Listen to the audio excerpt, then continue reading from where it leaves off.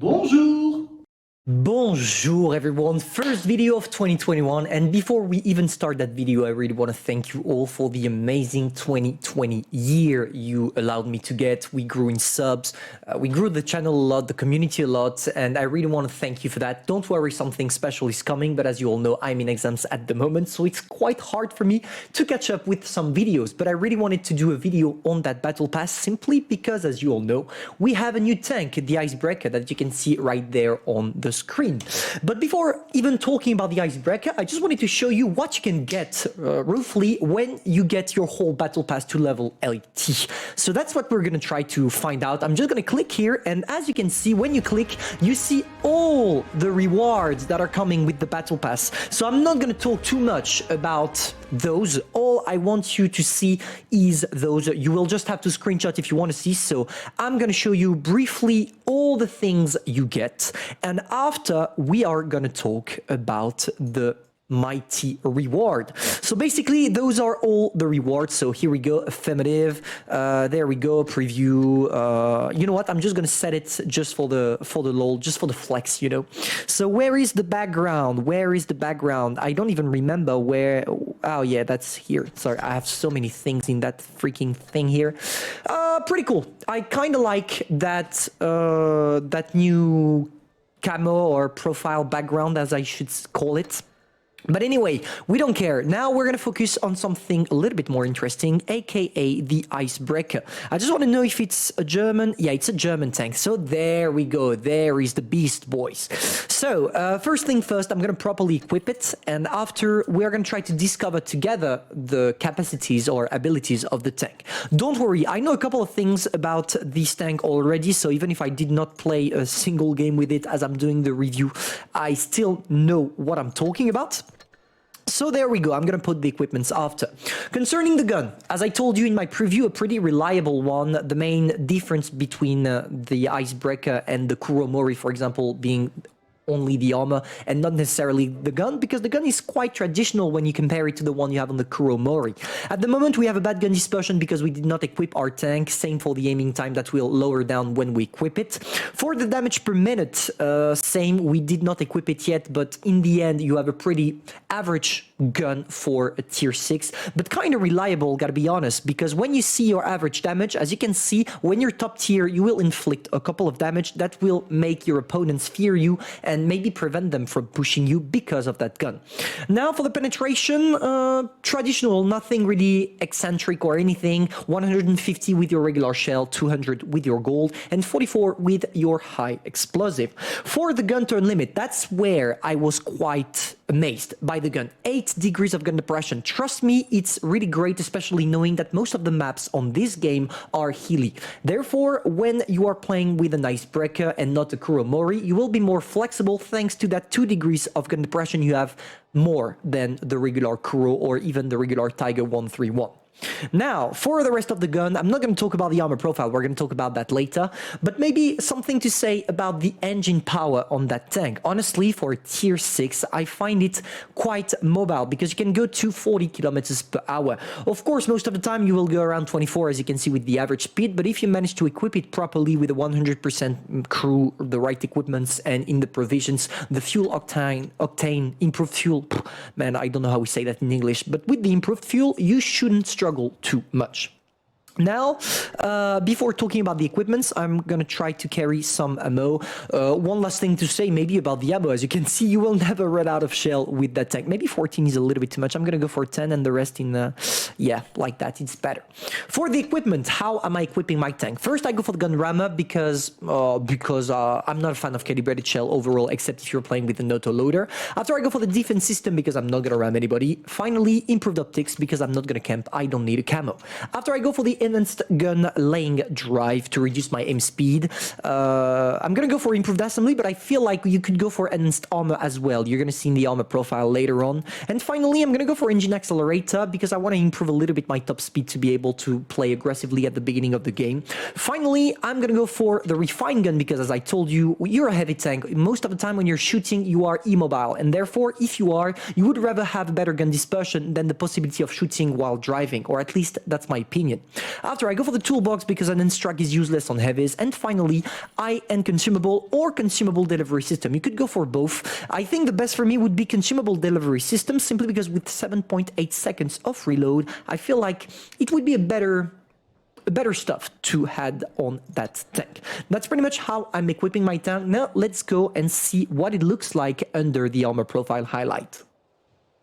And boys, that's where things are getting interesting, because this one is actually armored a lot when you compare it to the Kuro or even the Tiger 131. Just look at this. Without angling anything, you have 150 millimeters of raw armor on the upper part of the hull, which means most of the tier 6 will not be able to penetrate you without using gold in this part of the tank. If you combine that with the fact that you have a huge gun mantlet, the traditional Tiger turrets that you have on pretty much all Tiger tanks, as you can see, it's quite hard to penetrate because it's spaced armor, and most of the time when people shoot here, they will not penetrate, let's be honest.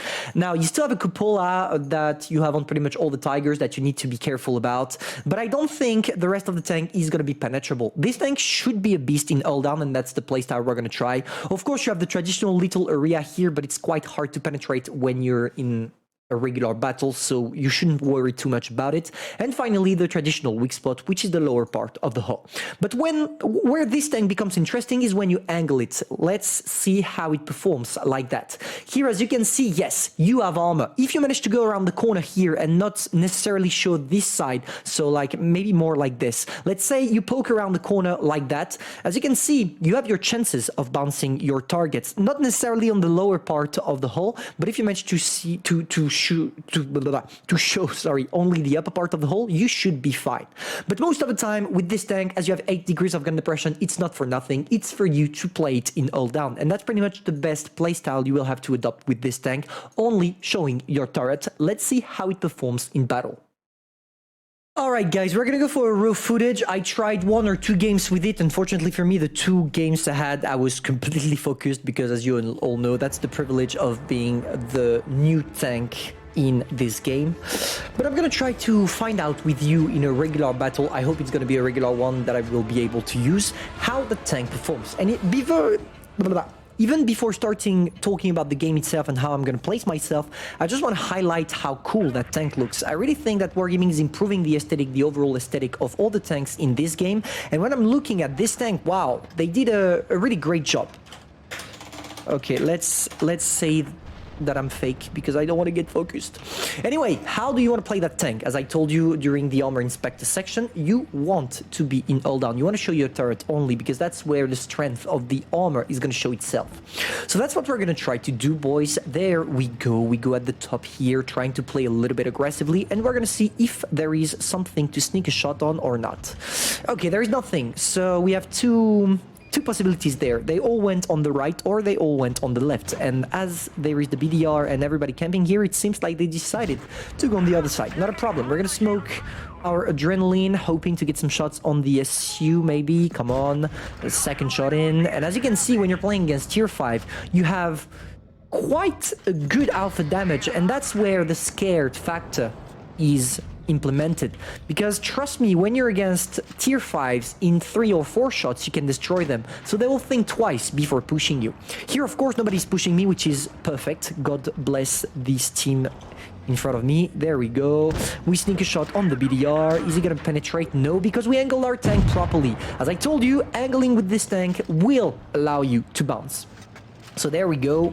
Can we maybe sneak a shot on the Type 64? Let's wait for him, trying to focus a little bit with our HE. And our HE went through. I'm quite surprised. I thought it wouldn't be the case. So there we go.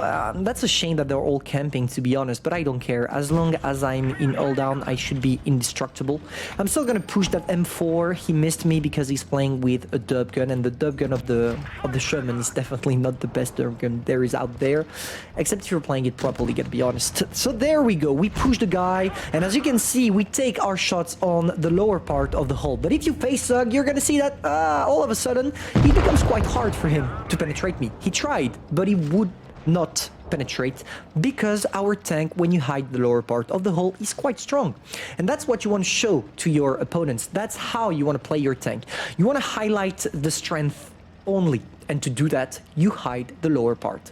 So now we only have to deal with the Type 64. That was not the hardest game, gotta be honest, but honestly, if I had to tell you my feelings about the tank, I really think that out of all the Battle Pass tanks that were coming, this is one of the most worthy. I would say the top one is the VK Agent, and the second one is this one that has a heavy tank. For tier 6, it's quite strong. It's not broken, but if you know how to use it properly, you should have some great games with it.